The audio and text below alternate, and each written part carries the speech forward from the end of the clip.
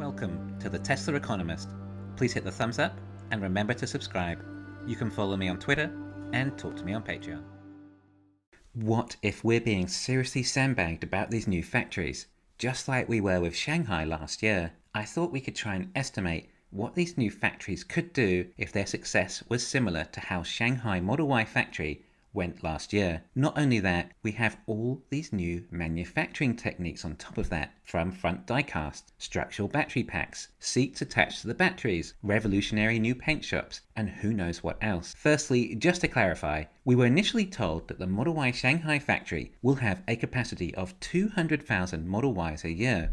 Now, I think we all inferred that this meant this was the capacity at which the factory could produce Model Ys, with all the shifts and pretty much 100% uptime. It's what the factory is capable of and what we would expect it to get close to reaching eventually. Incidentally, Fremont has still not hit its alleged capacity, yet the Model Y factory in Shanghai had reached this capacity by August. 2/3 into the year, and Shanghai was beyond capacity. We were not expecting this. Now, the reason Model Y was able to ramp up so quickly was because Tesla started selling an LFP standard range version in Asia. The Asian market is more accepting of a lower range EV. They also have lower average net worth per capita, well excluding Hong Kong and Singapore, and thus a lower priced Tesla is more affordable to that market. However, Tesla did an outstanding job still getting this much range using an LFP battery in an SUV. It is impressive. I don't even think there are any other BEV SUVs that use LFP batteries. As a result, Tesla are not so battery constrained, as they're using CATL's LFP batteries, which is a more abundant battery. So they were not constrained by batteries for ramping. I know we've had supply issues and chip shortages, but it still looks like the main thing holding back Tesla is the batteries. Anyway, as there is a large enough market for the standard range Model Y, Tesla were able to ramp up to high levels. But the fact Tesla can use LFP batteries instead of LG's 2170 batteries, then Tesla probably save as much as $5,000 per vehicle. Of course, don't forget all the other cost-saving techniques in the Shanghai Model Y factory when compared to the Fremont Model Y factory. In other words, I have a pretty good feeling that these standard range Model Ys are already seeing a really good profit margin, and the more they're ramped up, then the more it will increase the overall gross margin for Tesla's auto profits. I'm not sure the standard Model Y was really on the plans initially when the 200,000 capacity was initially set, and that figure was adjusted somewhat for the available battery capacity they thought they had at the time. But that doesn't change the fact that it still would have been physically possible to add that many shifts and lines to perhaps see a capacity of what some think might be as high as 800,000 a year. Although in Q3, Tesla did change the capacity to above 200,000. Right, so that could increase gross margin even higher. But not only that, with the ramping of the factory, the OPEX shouldn't really increase that much either. In other words, all this extra gross profit will pretty much go straight to earnings. I'm doing more research on OPEX reducing and will do a video explaining all this later, but basically, we should continue to see operating margins increase quite a bit. If you want to go even deeper down the Shanghai ramping rabbit hole, then we could also talk about how Elon said that ramping up takes a lot longer than building the factories in the first place, implying that even if Tesla are at this rate, well, the fab has only been operational for a year, and it took about a year to build, in that there is even further ramping up possible. I think there are still more shifts that can be added according to some of my sources, but I don't know. It seems pretty unbelievable as it is, not to mention the new extensions currently occurring at Shanghai, along with a new 80 gigawatt hour a year CATL fab being built near Giga Shanghai. Enough batteries for a further 1.3 million vehicles a year. And perhaps that's the Asian market to focus on, standard range vehicles, but still getting great margins because they use LFP batteries. Alright, so we have evidence that Tesla has done significantly better than they initially claimed in Shanghai with the Model Y.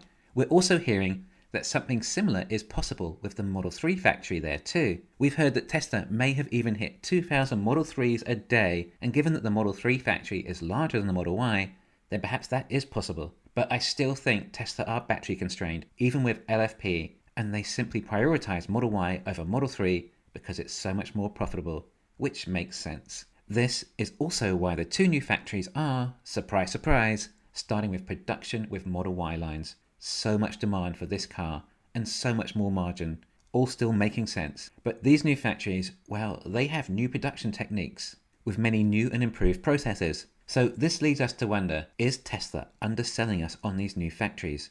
Are we getting sandbagged again? Are they going to hit it out of the park with these new factories? We haven't even had any official indication of how many vehicles Texas is capable of. That facility is absolutely enormous, almost an entire mile long, and hosts multiple floors. If Model Y Shanghai has a capacity of maybe 800,000 alone, then what could these other factories be? I think we can safely say that I am one of the biggest Tesla bulls on YouTube, and a lot of people struggled to believe my estimates initially. I almost sounded like a delusional fanboy, but I was capable of backing them all up with solid reasoning. But you see, the thing is, despite me coming up with such extreme estimates, I still continue to underestimate Tesla. Even this year, I had them at about 1 million units, but that did include quite a few from Texas and Berlin. I never would have guessed that Tesla were able to hit nearly 1 million from Fremont and Texas alone. I've been incredibly bullish all year, scrambling to buy as many leaps as I can on the dip, buying by any means necessary, using credit cards even. No, unfortunately, my trading account does not allow me to buy on margin,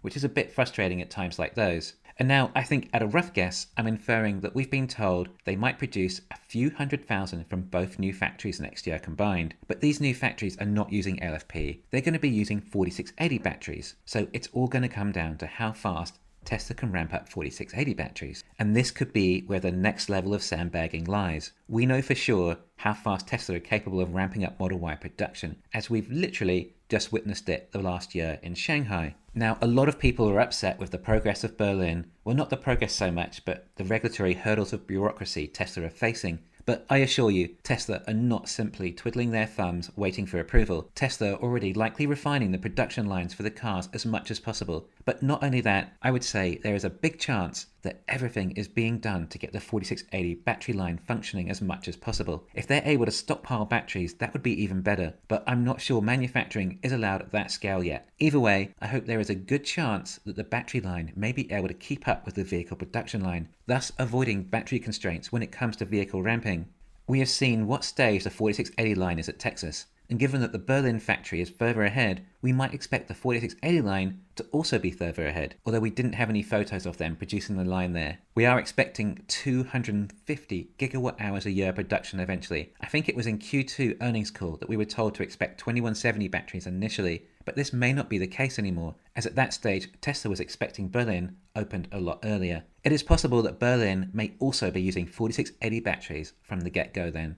Okay, and we have this thing that's been dubbed Elon time, as a lot of this stuff often takes longer than we think. But I think Elon also encourages this and plays into it to distract us somewhat from the fact that there are other events that are succeeding what were previously told, like the capacity of Shanghai. We know what Tesla is capable of when it comes to ramping up the Y. Therefore, it will all come down to how Tesla can ramp up these battery lines. We heard a 4680 target of 100 gigawatt hour run rate by the end of 2022, which is enough batteries for approximately 1.5 million vehicles. The question is, how fast will it take to reach this run rate? Oh, and of course, is that really the run rate we expect, or could it be higher? On Battery Day, we were initially told 100 gigawatt hours of 4680s to be manufactured in 2022. All of these 4680 batteries are earmarked for cars from these new factories. Therefore, Tesla was anticipating making enough vehicles for this many batteries from these factories. The battery lines are in. Producing a battery is a much shorter and easier process than building a vehicle. Not that I'm meaning to downplay how complex the 4680 line is, but there's simply a lot fewer parts and processes for a battery than an EV.